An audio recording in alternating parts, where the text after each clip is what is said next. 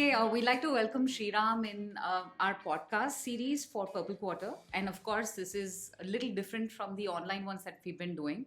Thank you, Sriram, for accommodating on a weekend and showing up at our office. No problem, Rupa. Glad to be part of this podcast. Thank you for Awesome. having me. Awesome. So, just for the audiences to know about you, Sriram, it's been a brilliant journey for you. I think you started off your career with semiconductors, moved to seamless connectivity, did your own gig, and then moved to the now eight startups, which is like Ola, Myntra, and currently with Flipkart. How's it been so far for you? So just been very lucky, Rupa. So I passed out of my college in 2000. Then just been doing a very series of interesting gigs one after another. So as you said, I started with semiconductors. So we built the world's first low power Wi-Fi chipset in Philips. So I was part of the team that built this. It was very interesting because this is not 2020, right? This was 2000 when Wi-Fi was not very famous, and Right. it was mostly used for giving connectivity to laptops and desktops where you couldn't lay Ethernet cable. So that's how the Wi-Fi scene was back then. So what we did was we wanted to put Wi-Fi in laptops, and even this time, even this was like very shocking even for us that we could put even Wi-Fi in cell phones. So it was like wow. Okay. So we built the world's first low power Wi-Fi chipset when I was part of my gig in Philips. Very interesting because nobody gets an opportunity to work in this kind of wireless and semiconductors so early. So I just had a chance to be part of the team which built the whole thing. It was a very satisfying experience. Then I moved to a startup, which was my first startup experience. So Philips was running like a startup, my team especially. Otherwise, Philips is a European company, has a different kind of culture.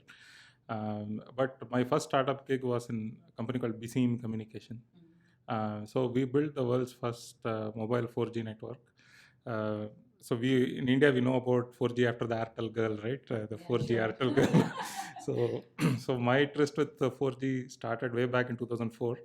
Um, so that was probably one of my life-changing moments to work with the team that BCM had at that point of time. Um, s- Quick flashback, right? That time 3G was just launched a little bit ago, and a lot of people, a lot of companies lost billions of dollars because Spectrum people bought Spectrum, but there was no devices. So 3G was not a, I wouldn't call it a technology problem. Like it was, people know what to build, but people didn't know how to build. It was an engineering problem. So it was delivered 6 years late, and billions of dollars sunk and stuff like that. And that's when we went and said, oh, we built 4G, right? So it was very very scary, and 4G was like multitudes complex than 3G and stuff. So very interesting experience. We built the world's first 4G, and I still remember sometime in September 2005 we did a launch of 4G in South Korea.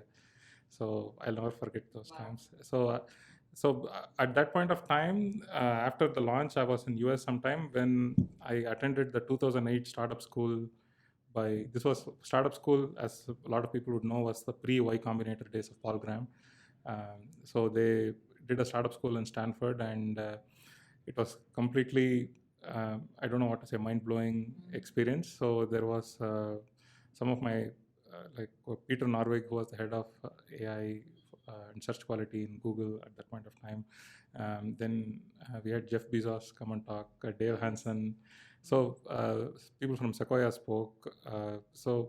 It was a very interesting experience. Then I decided I should start up, right? Otherwise, I come from a family where when we join a company, we figure out when we will get PF and what is the PF. So very, very, what to say, very conventional. We are not very enterprising and risk taking at all. So at that point of time, I decided I should do a startup, good or bad. I did my startup, worked on next generation connected lifestyle. That was a very broad description of my startup. So we focused on three things: connectivity, content, and device. Right? We thought these three were the cornerstones of a connected lifestyle. I didn't go too far. So I'm a walking encyclopedia of startup mistakes. That's what I would call. Hopefully richer by the experience or not. So the startup closed in 2013 sometime. Then I joined a startup called Altio Star. So interestingly, I've been spending like 2 years plus in each of these startups. In Altio Star, I just remember this funny thing, right? In Sun TV, every time they put a movie, they say, for the first time in the world, we are showing this movie. So they say, "Ulaga Palakachigal Mudal Muriaga," first time in the world. Like that, I've been very lucky that in everything I've been part of some world's first or something. So in Altio Star, we built the world's first cloud radio access network with Ethernet fronthaul, just not saying that loudly. But so it was a very interesting project where the whole radio access network was completely being reimagined and stuff. Then after 2 years there, we built it. One of the things that I asked the CEO was like, that time I had a few other offers, so I was evaluating which opportunity is best for me at that point of time. So he said, I asked Ash, amazing guy. So he sold his previous startup Starent to Cisco for $3 billion. Not just the money, but he's an amazing guy. So I asked him, Ash, why do you think I should take up this opportunity? Please tell me. So it was a very honest and request. So he said, Sriram, a lot of people are saying this is not possible. Like if you say Nokia, Alcatel, like, a lot of people are saying like CRAN with Ethernet fronthaul is not possible, but I believe this is possible, right? So I thought, if at all you try something, it is fun trying to disprove people that these things are impossible, right? So actually it was very hard. It was true that it was very hard, but we made it happen in 2 years. Then I joined Ola. So Ola was having the mission of building mobility for 1 billion Indians. So 1 billion, it looks like a large number, and it's a very serious problem. See, you can solve problems at small scale, right? But to solve problems at such a huge scale is very, very difficult. So I decided I'll take a jump. Actually, I'll just tell you, not many people know this, right? I was actually going there to head the app engineering division, which is what I'm doing right now in Flipkart. So after all the discussions, I met Ankit Bhati, who was the CTO and co-founder of Ola, right? It turned out to be a very interesting discussion. We just, over coffee, we started discussing a lot of things, and at the end of this was very, very funny, right? He said, you've done a lot of cool things, so you don't do this app engineering thing. I'll figure out somebody else to do this. So just do something here interesting. So this was literally my job description. So I said, what do I do? No, come join and figure out. So with such an open role description, right? I went in and walked around, spoke to a lot of people. Then I finally started Ola Labs, Ola Innovation Labs, and so built Ola Auto Connect Wi-Fi, which is one of the world's largest, not one of, that's the largest mobile Wi-Fi network for connected car systems. It has like millions and millions of users. After that, we built Ola Play, which is actually the world's most advanced connected car platform for ride-sharing economy. Then after these couple of gigs, I moved to Myntra. So Myntra was a completely different experience, right? This was automotive. Previously, it was cloud radio access network. This was fashion and e-commerce, of all things fashion. So I spent a lot of time again talking to people and figure out what was fashion and some of the problems in fashion. So we did solve a lot of interesting problems in fashion. When you say fashion, right, it is not just the designer aspect, right? There is supply chain, there is store aspects, there is technology aspects. So did a lot of interesting things. One of the things is I launched a fashion wearable called Blink. We acquired a small company, very good company in Bangalore. Then launched the Blink wearable. Then we built, not many people know, but people who have seen this were mighty impressed that there are 5-6 stores in India called the Roadster Go stores, which is a 100% RFID store. We tried to build something like Amazon Go, but at like negligible cost compared to that. Then I also built some RFID supply chain optimization for Myntra. Then I don't know how, but I suddenly landed in Flipkart in Jan. So taking care of the Flipkart app engineering, core services, and data science for some of the groups. So been very lucky,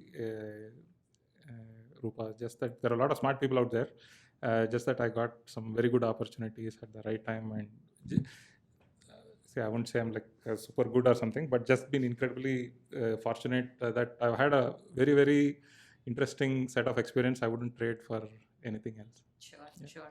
So, Sriram, I think it's been brilliant, right? You started off with semiconductors, wrote your own book, if I'm correct, Yeah, that's and true. then you moved on to looking at seamless connectivity. From there to Ola Play, where very clearly most people who travel by Ola would have experienced the joy of traveling by Ola Prime, where you could listen to music on the go. Nobody knew that there's actually a lot of work that went behind Ola Play. We'll Yeah, talk about correct. that in a Yeah, bit. Yeah, and then I do see that the Roadster stores. I've been to one, and I really like the way the store gives a customer an experience of mm-hmm. all sorts, right? Awesome. Where you don't really need somebody to come and help you with your True, clothes, true, true. and cashless kind of transaction. Yeah, Very similar to the Amazon Go principle. yeah. And moving from there with Flipkart, which also we'll talk about in a bit on, Mhm. what is the new things that you're doing. But in a crux, if you look at it, Shriram is the labs guy. That's what you're called. Yeah. So tell us a little more about, how do you look at innovation, and how is it regarded in India? How do founders really look at innovation? Because I like the part that you said Bhati, sorry, we call him Bhati, right? So Ankit was like more open about having you come into the system, figuring out what you can do for Ola, Mhm. versus you would see nowadays founders out there. And this will really be super helpful to our audience who are watching. So, how do you look at innovation and labs in India? What Yeah, do you have to say to that? yeah. See, actually, very thought-provoking, but I'm smiling because I'm trying to move away from the labs guy template. Okay. See, innovation is actually a serious topic, Rupa. So it is innovation is hard, and it is not innovation. Is not one person or one team's responsibility. If we set it up that way, it will fail. Correct. So I've been thinking a lot about innovation, possibly because I had to run two labs, innovation labs.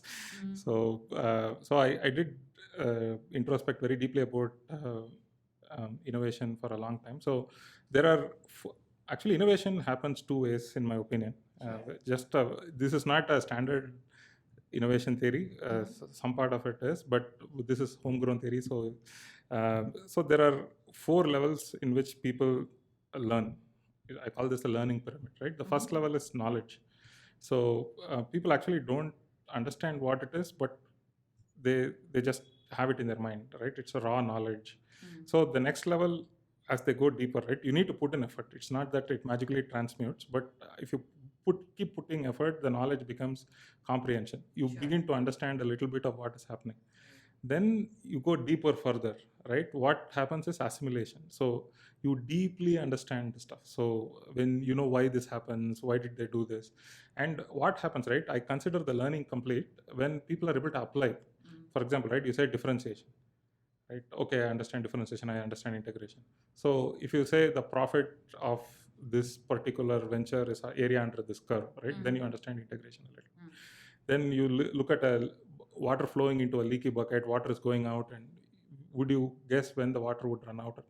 If you see the dv1 by dt, dv2 by dt, right? Like you are able to see it in terms of calculus kind of thing. Then you say when you apply any knowledge, that's when you completely understand it. So something magical happens. Like people typically stop at the application level, but there are some people who don't stop at this level. They go deeper, right? So at some point of time, some magic happens. Right? We don't know why. We don't know how. Right? These are the people whom we call as genius. In ancient India, we used to call them rishis. So rishi, actually, the word just means one who sees, a seer. If you look at all spiritual books, they'll call it seer, right? Everybody sees, right? But they see the world differently. That's why they're called seers. We would have had friends, right? Like you go and tell them that, hey, I'm having this problem. They would say, oh, why don't you try this, right? Then we walk out like telling that this looks very simple. Why didn't I think about this? Why didn't I see this, right? So this happens as people go deeper and deeper into some of their subjects. So that is the depth level approach to innovation, right? Then there is... but getting to these depth level innovation folks is very hard, really. So, so another way to innovate is what Steve Jobs used to call as connecting the dots, right? So dots always connect. If you have application level knowledge, it's very important that you have application level knowledge, like knowledge, comprehension, assimilation, application, right? In more than one subject, right? These connect magically. So, for example, right, I was a guy who had a connectivity background, Correct. sitting in Ola, Right. right? So, when the connectivity problem came, in-car connectivity problem came, I could You could think relate of to it. we Yeah. could relate to this, and Yeah. Yeah. and if you look at my team in Ola Labs or Myntra Labs, right, it was we had people who did large scale programming, people who had DSP experience, who had embedded experience, wireless experience. We even had an investment banker for Sure. so we had when you put in a lot of this kind of interesting people together, then innovation does happen. There is no recipe for innovation, but you can engineer innovation, right? So I'm coming to the part, right? The first thing you asked me about, what do I think of innovation, right? So this is how innovation happens. Sure. And when we talk about innovation in India, right, or even globally, why India, right? So innovation is extremely hard stuff, and it is not you do this, then you get a new innovation, right? It doesn't happen that way. So one of the things that founders, or even not just founders, but also the company heads who want innovation labs in their place, is that innovation takes time, and innovation is not a process which is deterministic. Things may happen quickly, things may happen slow, but they need to know that even there's a long warm-up period. Like from the time I joined Ola to the first product that came out was like nearly 7-8 months, right? And after that, we started delivering continuously many things. But so people need to understand that they shouldn't get impatient. That nothing is happening, let me pull the plug on this program. So if the founders are ready to invest significant amount of time and significant amount of patience and effort, then Innovation Labs is going to help a lot, right? And at what level do you think that founders need to invest in this? Because what happens is most of the companies actually look at peer pressure and want to get into innovation, right? They want labs set up to run along with the engineering team. So according to you, because you've seen this so many times, right? So when do you think is the best time for a founder to say that, okay, now's the time when we've solved half the engineering problems, we should look at innovation? I wouldn't force fit lab construct. I would say innovate from day zero, right? That is something which I would always say. You can use the same framework that we did, but innovation labs as a construct is probably a little bit later, once the product maturity is there, MVP is there.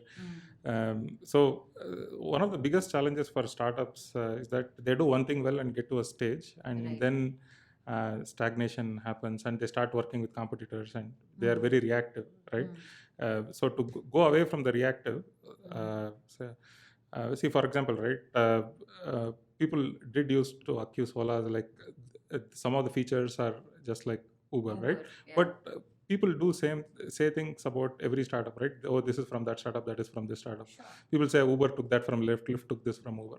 So this happens, right? So instead of being reactive, right, when we launched Ola AutoConnect Wi-Fi, there was nothing like that in the whole world.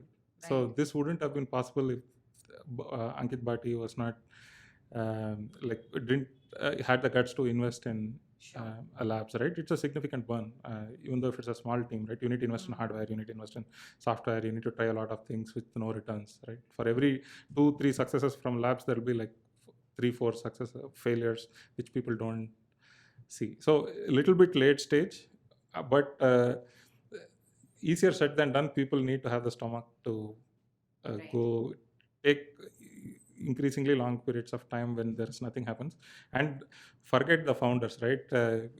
Whoever runs Innovation Labs, right? Every day you wake up for 6 months and you don't have anything, right? So this I got it luckily from my startup stint, and also my BCM, which I was part of, and my own startup, right? I would say thriving in ambiguity is one of the key skills anybody entrepreneurial should have. Sure. Right? 6 months, nothing happens. Like, how do you go to office, right? How do you show your face to the boss, right? Hey, Sriram, what's happening? 6 months, nothing, boss. When will something happen? I have no clue. So sure. It's very hard for both the founders, the bosses, the head of companies, and also the innovation lab. So people need to keep the faith and keep moving. So not an inspirational story, but like when you crack a rock, right? First 100 blows, nothing happens. Then the 101st blow, something Sure. breaks, right? Yeah. So all the things that you do are actually doing something. You're not just seeing it yet. So one thing for the head of labs guys is like, don't lose hope. Things will happen. It takes time. And once you get to a specific cadence, right? Once the first few things are out, then you can continuously innovate. And for the founders, right? No point in investing in labs if you're looking at it like a quick win kind of thing, right? There is no quick wins in labs at all. Sure. I think very relatable to what you first said in terms of what is your description of innovation. You mentioned how the whole piece talks about, you have to go deep. It should not actually be, you shouldn't Superficial, stop correct. right there. So I like the piece where, we are talking about 6 months and then people give up, is when you just have to go deep and then you're giving up. right? Exactly. Yeah. Exactly. So completely relate to that. So moving away from innovation because you don't want to be called a labs guy anymore. So, well, let's talk a little bit about. Just one quick Sure, note, sure. Rupa. The problem is the wrong notion which labs have gathered over a period of time. I'll just take a minute or two to Sure, clarify. please. Right? So typically, labs constructs were thought of as people who build some things which are too futuristic just for the fun of it by nerdy guys and give it to the engineering guys to figure out if they can do it, right? That is not my definition of labs, right? Right. So if it is not reaching people at scale, see um, my philosophy of doing any work. So every day I wake up and ask this question: is that am I doing something meaningful? And secondly, does it touch people at scale? Sure. Right. So I will work as long as I'm able to do that. Right. Right. If you look at Ola AutoConnect Wi-Fi, right, it's literally touching millions of people. If you look at Ola Play, right, again, it's touching millions of people. And if you look at innovations in Myntra and Flipkart, literally. So labs shouldn't actually, even for the advice for labs guys, right? Like it is not that you just build a prototype and give it away to engineering. You should build it, scale it, make it touch people, and only then move. But unfortunately, the labs comes with a stigma of not execution focused, but just innovation focused. So that is something which I want to let people know, that labs guys should try to get rid of their such a brand that they have.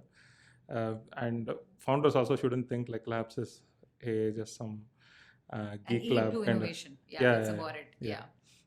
No, we hear you. I think to all those founders who are listening to this podcast, I'm sure this message is loud and clear that they need to rethink of how the labs need to be It's run. very hard. Like if you don't think you have the leeway, right? Like it's better not to do it rather than do it and then burn your fingers. Actually. Sure. So digressing from the lab story to talking a little bit about your experience as a founder. Yeah, and I think it does really add a lot of value and weightage to how you view things in a startup. So would you be able to tell us, define your journey of how was it, as a founder, and then you moving on to the other side again, getting back to work? How did you find the entire journey? So again, very very introspective question, Rupa. Actually, as I told you even a little bit earlier, right? I consider myself a walking encyclopedia of startup mistakes, Sure. right? Running a startup is hard. There are a lot of things I've learned, segregation of responsibilities between founders and setting up a clear roles and responsibilities with the early teams and so on, right? So, uh, so at least when I started up, funding was a big deal, especially for something very futuristic, right? So you can do a lifestyle kind of business, where services kind of business, where you get money from very initial days, or when you build something very futuristic, right? It is you can bootstrap it to some extent, but at some point of time, you need VC money to run that. There are lots of debates whether you should do it or not, but I think it's a good bet, right? Try to do something really hard. If you succeed, everybody succeeds. If you fail, you fail, right? That's the running a startup is really hard, and it takes a lot of toll in so many different ways, right? Physically, mentally, and a founder is very lonely because how many people can you say, right? You run out of money, you don't have money in the bank for the next month's salary, Right. and you work very hard to bring it for the. So being a founder was like really, really hard.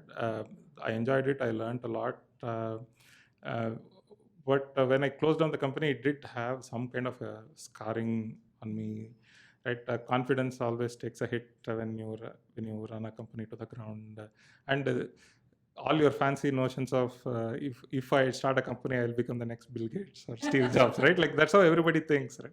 But now you say, okay, take this, go do this, and come, right? Then you know, Sure. right? It's a very hard, Sure. very hard thing. So actually, when I quit the startup and moved to for various reasons beyond my control, I had to take up a job, mostly financial reasons. I was literally neck deep in debt from friends, family. I had credit card debt and stuff like that, and there were some family situations where I had to take up a job. But I found it very interesting that it completely changed my perspective when I joined companies. That I could understand the multiple product perspective, business perspective, engineering perspective, and it actually made me a good leader when I moved from CEO position to back to a technology position. And it actually, see, they say, right, there are what people see is skills and knowledge and execution, right?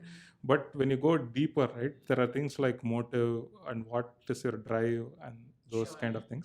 So this actually changed some of my motives and drive behind me. So first thing is I was a wounded tiger kind of thing. So I wanted to prove myself, not to others, but to myself, that I can still do good things. So I worked very, very hard and passionately in Altiostar right after. So we made the first cloud radio access network with Ethernet front all possible. It was a very, very hard problem. So I was also personally heading the platform team apart from the end-to-end engineering.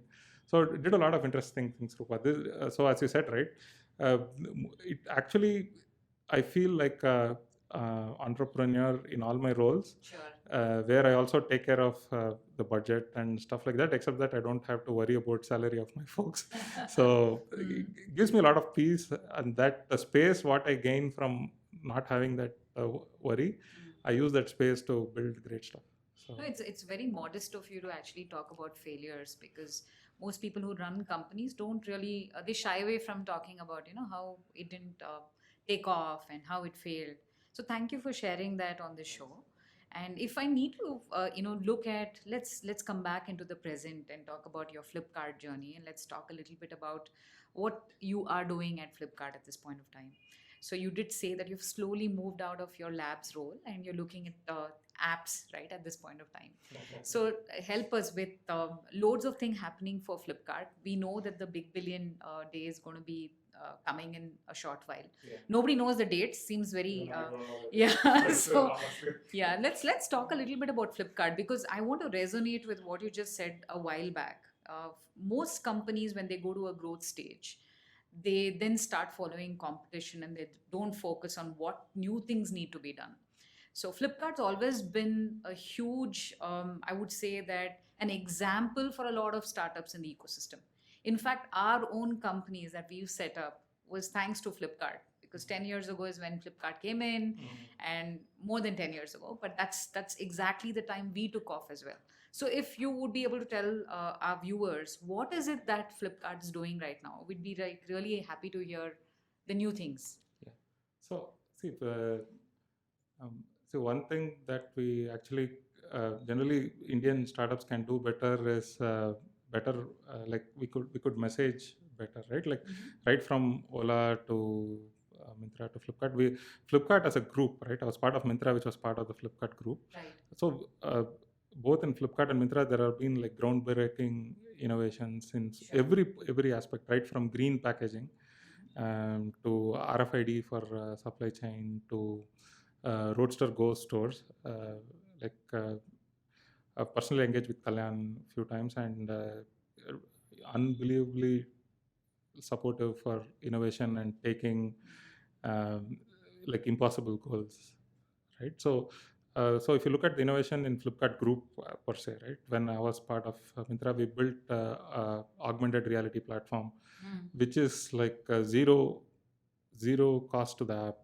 you can just put an AR to any phone, Android or iOS, without increasing the app size. Everything is done on the cloud. So see, we built an AR platform. We built a wearable platform with a completely new perspective called Mitra Wearable Platform, and we put in RFID in supply chain for supply chain optimizations.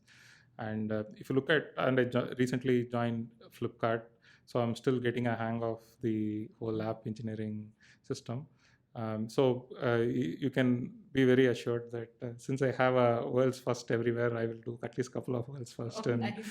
Flipkart as well. Some of them are in the Sure. works, but hopefully you'll hear soon from some of the things that we are doing in Flipkart. In Flipkart, basically, I take care of the app engineering. I'm extremely proud of this team. Not just because I'm just heading this, right? This is a very functional, very advanced in their capabilities. If you look at Flipkart apps, right, they are the highest rated for the hundreds of millions of downloads that we have globally. Sure. Right? For example, there are things like Progressive Web App, which Flipkart was the first to do. So we actually collaborate with various partners. For example, if you get a SMS, right, you will read the OTP and show it even in your browsers. Right, So right. those things were actually when Flipkart worked with some of the mobile operating system companies and made it happen for e-commerce specific use case, right? So now everybody else also benefits from that. But we have been at the cutting edge of innovation most of the times. Sure. So really proud of the app engineering team. I also take care of something called the core services, which is the backend which bridges the app into multiple Flipkart services. I also take care of a small data science team for the user acquisition and retention group. This is really nice. So I think it's going to add to whatever you've done in the past, because most of it is going to get put at Flipkart.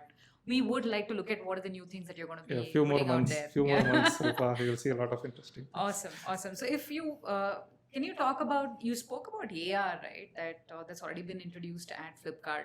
Just for the viewers' advantage, and I have used Flipkart's app as well. How do we go about knowing that this part of it is AR? Because I haven't seen that yet. Yeah, so actually the AR part we did in Myntra. Okay. So for a specific set of t-shirts called Realities, where it looks like a regular t-shirt, but if you look at it with your Myntra app in a specific section called Realities, then the whole t-shirt animates Nice. in place. It's very cool, super cool to see that. But it is not a gimmicky thing, Rupa. That was the start of our platform. Okay.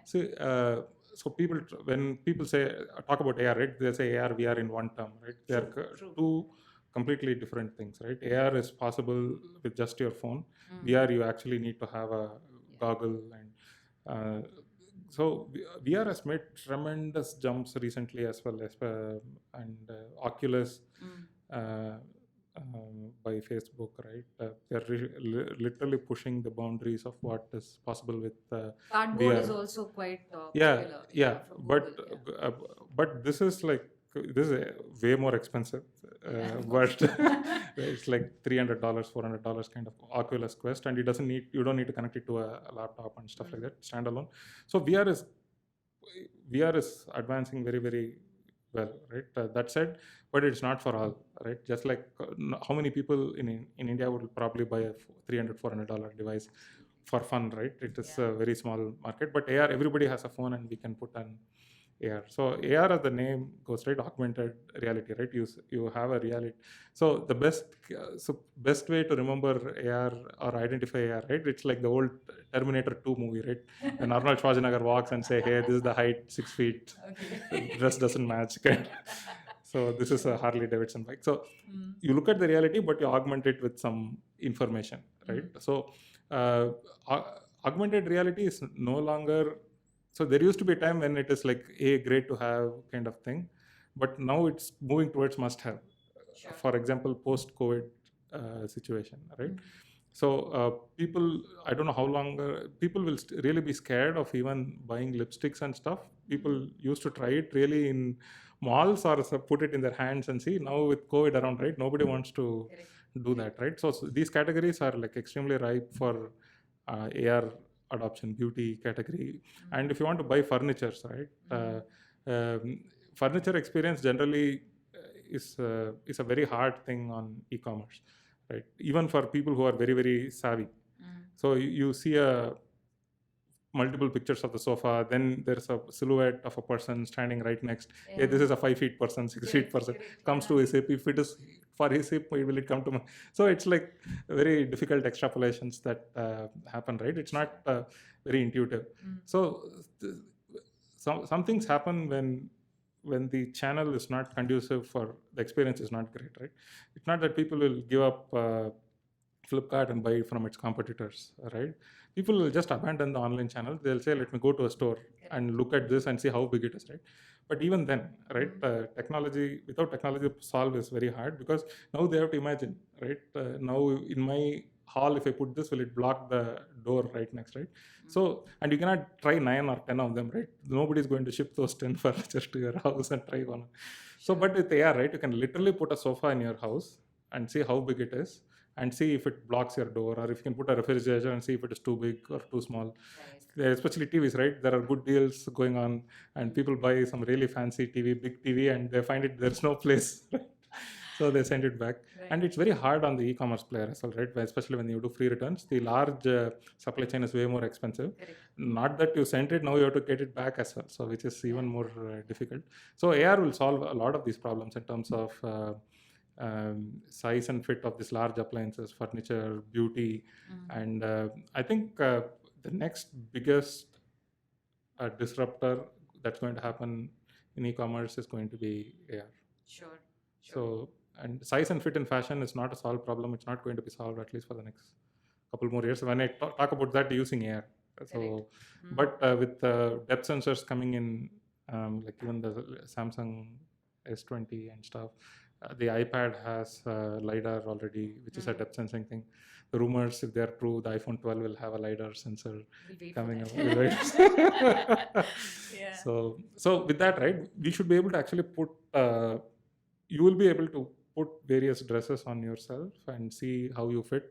You will see that like M is loose, S is tight, like whatever, right? Like however it works. Like with that is 2-3 years away, based on the how ubiquitous the sensors are, in the depth sensors are there in phones. So, but AR will completely change the way, and it is not like there's a good chance it might happen, right? It is happening. So that is something which I'm very eagerly looking forward to.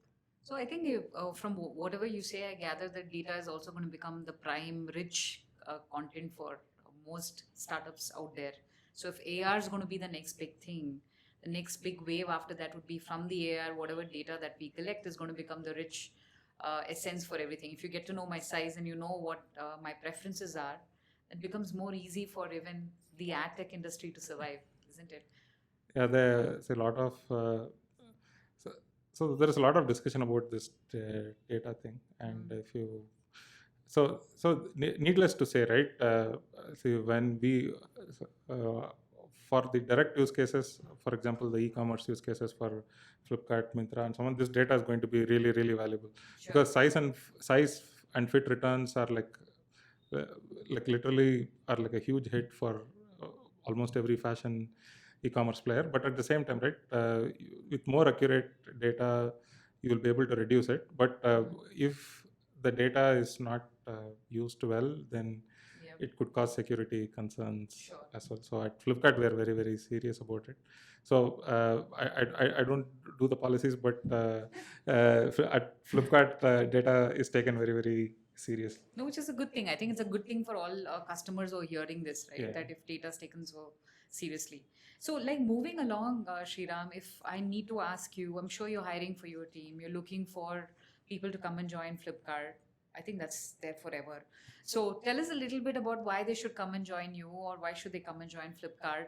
And during this time specifically, when during COVID, people are a little finding it difficult to approach companies. So, what is it that you'd like to send out as a message to youngsters or people looking out for roles? See, first thing I'll tell about why Flipkart, and see, I find Flipkart an extremely ethical place. There is ethics are like level 0 construct, right? Flipkart's slogan is ABC um, ABC with integrity. So audacity, bias for action, customers and customer first with integrity, right? I don't know how many companies put integrity first, right? If it is not ethical, there is no way, even at a great loss, Flipkart won't do it, right? And in this extreme hard times of COVID, right, there was a possibility that there's going to be a large scale disruption, which thankfully didn't happen, right? Of course it is, but things could have been way, way worse.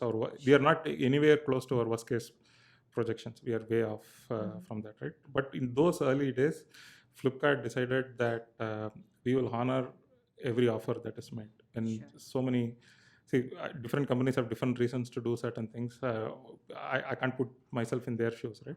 But at the stage where Flipkart is there, like, I'm sure there was an opportunity to do that for the short term gain as well. But Flipkart honored every offer that it extended. And when there was salary cuts everywhere, actually Flipkart was, I don't know, one or two companies I know that it actually went ahead and gave a raise to all its folks, which was due, right? Which is amazing, right? And Kalyan literally said that we should not use this opportunity to negotiate hard with vendors, and we should be very ethical even at this stage. And please go out and help. Please don't treat these are competitors. This is a great opportunity for me to make quick money. Do what is right and do what is ethical, and do what is right for the country, right? Like, I'm extremely proud to work under a leader like Kalyan and Jay, who's also been like pillar of support for all the tech folks out there within Flipkart. And see, this is see, people think of the coolness of technology and those things, right? That is of course important, but this is the bedrock foundation on which, so Flipkart gives you a foundation of ethics and honesty and solid business principles on which you can do a lot of interesting things. The foundation is not great, right? All your dances are like not so, Right. at some point it will break, right? So that is something I really like about Flipkart. Very, very proud that I'm part of Flipkart at this point of time. Your next part of the question independently was advice to, Yeah, the newcomers or people who are looking out for roles yeah, to come and join you specifically. yeah. So I'm a reasonably good boss. We second that. Just joking. So my thing is that, right, there is no replacement for hard work. And the first few years are like extremely critical. At some point of time, life does catch up, and people will not be able to spend a lot of time at work because they'll have other competing priorities, especially for people who are like just starting their career, right? So there is absolutely no replacement for hard work at any point of time. So I expect people to be very committed. Not when I say work hard, right? Not put in insane hours and work on weekends. I'm not talking about that. Sure. If it is freshers, probably they should do that. Wow. Just joking. No, they should invest in their own, right? At some point. So see how far do you go in the first few years, right? It depends. Actually, it's a good factor in how far you go in your career. Honestly, I've seen it in multiple cases. So please use the first few years to go run as much as you can, cover as much ground. And the second thing that it advises for the first 5-6 years, not to worry too much about money. It actually breaks my heart when people shift for like very small amounts of money. I just get a little bit more. Why don't I go there? Right? It makes sense for you to work on stuff that you like. Go very hard at it. Not worry about money at all. Right? Sure. People should treat it as an investment, long-term investment. And that's how I would request them. And another thing is that, right, people in startups have a tendency to diss big companies, and so it's a very cool thing, right? I can never work in a large company, right? Sure. But I'm sure that some of my times I spent in Philips, the processes and structures, the org design, the communications design, all those things that I learned in Philips is still helping me. Sure. Right? So I think people should not have a bias that I will never work in big companies or I'll never work in startups. It's too crazy, right? People should taste both of them, figure out what is. Do not have a bias, right? Just work in both of them at some early stages of your life. Figure out what you like and go deeper. That is something that I would recommend. And the last thing, right? Like we always talk about the breadth versus the depth conundrum, right? I think the first few years are for depth. If you are not deep in something in your first few years, right, it's going to be very tough to go later. So, and this is the last thing I would say is it's part of the hacker's rule or something like that. I forgot Eric S. Raymond's hacker way. So the attitude is no substitute for competence. So people say that he has a great attitude, right? But attitude is a very, very important part of how you move forward in your career. But that is no substitute for competence. People need to put in their effort and become very, very competent.